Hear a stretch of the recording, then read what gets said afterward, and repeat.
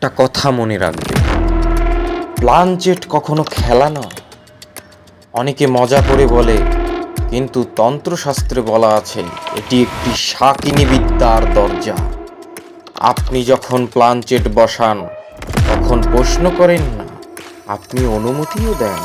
কাকে কাকে আপনি অনুমতি দিচ্ছেন? অপরিচিত অশরীরী শক্তিকে। সবচেয়ে ভয়ঙ্কর বিষয় কি জানেন? খেলা শেষ করলেও সংযোগ কিন্তু সবসময় শেষ হয় না। হঠাৎ ভয়, অসুস্থতা, ঘুমের মধ্যে ডাক, এসব শুরু হয়। তাই সতর্ক থাকুন।